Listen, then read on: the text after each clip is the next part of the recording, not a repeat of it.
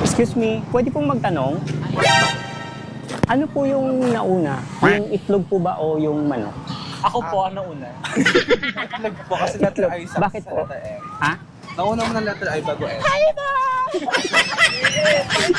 Excuse me, pwede magtanong? Yes po. Ano po ba yung nauna? Itlog o manok?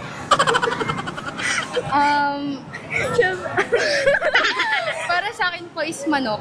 Bakit? Parang mas una po siyang ginawa ng Diyos kesa po sa ito. Ganun. Excuse me po, ma'am, pwede pong magtanong? Ano po bang nauna? Itlog o manok? Hindi ko nga din po alam. Matagal na rin katanungan yan. Tinatanong ko sa sarili ko.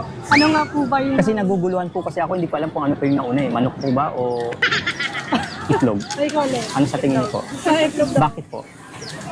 Doon sila galing. Ano sila galing? Excuse me, pwede magtanong? Pwede mo magtanong? Ano po yun? Ano pong nauna, itlog o manok?